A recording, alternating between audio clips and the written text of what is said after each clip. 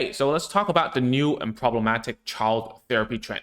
And it's been global, and I see it in developed countries more than developing countries. So I say this because I've been talking to parents all over the world, and I'm a speech therapist, so I teach parents now over the internet, coaching them what to do, and I'm more like a consultant now. So let's talk about what I've been looking at. So first of all, the therapy for delayed children has changed, and maybe it's for the better, maybe it's for the worse, but it's certainly problematic. And hear me out on this. The reason why is because now therapy is skewing towards parent training.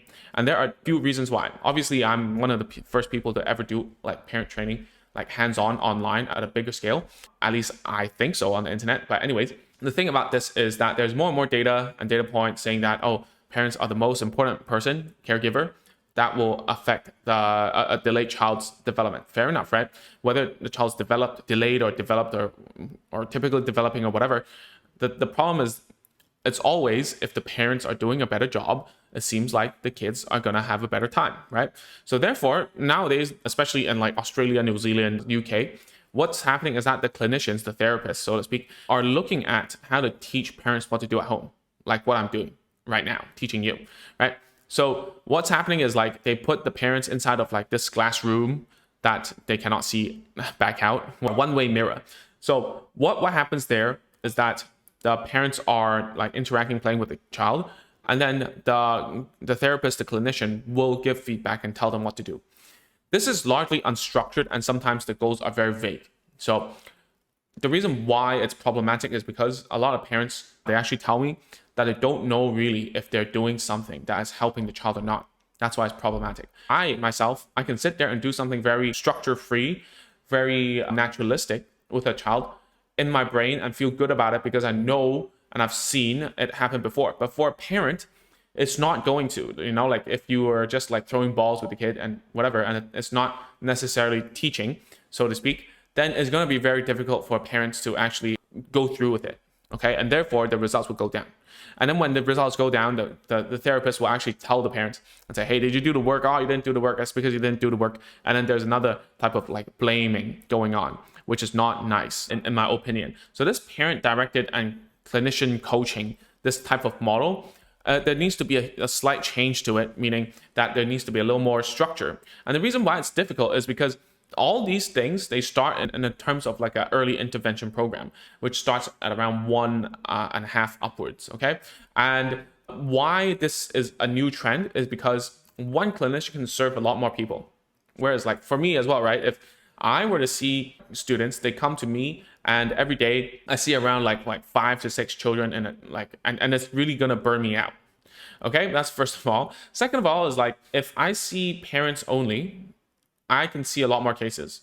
And we can see this as a huge problem because like after coronavirus, right? After a pandemic, there has been a huge backlog of cases because for 2 to 3 years, no one was able to go for a speech therapy assessment or like for any type of assessment or therapy, right? So that's why it's been a huge trend. The other trend is that the done for you solutions like the ABA, the applied behavioral analysis, has gone up as well. And the prices have gone up as well. And the reason is the same, because more people are trying to get services, and it's very difficult for parents to actually get.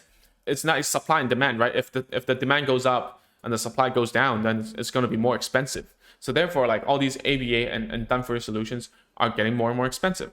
And what's going to happen when this goes up is that more people are going to join the industry. And when there's such a high demand and we don't have enough time to properly train, and give proper guidance to new therapists, what's going to happen is that you and your child's going to suffer from the lack of quality at a high price, which is kind of crazy. Okay, so we need to wrap it up and say something about this, right? The whole trend about this is good, right? But the problem is the implementation, because most therapists, when they teach a parent, they need to be good teachers to adults, not just only like good teachers to children. Okay, those are two different skills. Okay, trust me when I say this, because I've been with some very good senior speech therapists and also like ABA therapists. But the problem is that I need to learn from watching more than from their oral, what they tell me, right? Which is like when they try to like tell you verbally, it's actually harder to understand than watching them work. right? But nowadays, because of this trend, you're not going to be able to see the therapist working that much anymore. And they will give you a bunch of stuff to do at home. And they require you to send videos and whatnot. So I had a few clients, one in the Bahamas. They had to take a ship all over, like, because Bahamas are all islands, right? So they went to the main island and then they for a regular checkup. But otherwise, it's all on Zoom and it's all videos and stuff, right? And we also had a mother in UK, and in UK it's basically the same. The parent would send the videos over. They would tell the parent that it's some jargon target, for instance, increase joint attention, and that's actually an easy word. I forgot the word that they were using already, right? And even I'm like, wow, what does that mean? What am I supposed to do? Like, what are the key observable things that we're supposed to like mark down, right? What are we working for? So at the end of the day, there's no one way that is the right way. Yeah, there's only more suitable ways, because if we think, oh, this is wrong, this is not good, this is what, that we'll never get anywhere. We need to take action, right?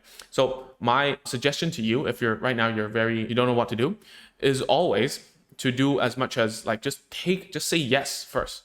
Just say yes to everything. See which ones are actually like making a difference to your child, and then stick to it. Okay? And when I say stick to it, stick it to a T, and don't think otherwise. Because what I think hits the hardest and has the most like effectiveness for children is that you use the same method over and over again. Even if there's a slight improvement, you must keep on using it. Because the worst thing you can do is like you can do like 5 different things in one go, and different approaches and different things, and then parents will say, oh, have you heard of sunrise? Have you heard of like whatever? Oh, my son, it seems like he's got like a heavy metal intoxication. Maybe I should do some medical stuff. But at the end of the day, do one thing and do it if you see that after trying it's actually helping. Okay? Because at the end of the day, if you try everything, the most confused person isn't you, it's the kid. So you need to think about that in that way. If you try something, you see something works, go for it. Do it to the extent where it's like finished already and there aren't any more benefits to reap, and then you can move on. But do not try to do all things in one go. That's the biggest problem, right? Many parents are like, oh, I'm trying to teach some math. I'm trying to teach some counting, ABC, some phonics, whatever. And then when the biggest thing that should be working on is language, right? Or behavior, okay? And yeah, that's pretty much the end of this rant, this video. And hopefully you got something out of this video. And before we leave, please go to agentsofspeech.com/checklist for a list of tools and toys we recommend you getting when you start home therapy, all right? So thank you so much. I'll see you in the next video. Bye-bye.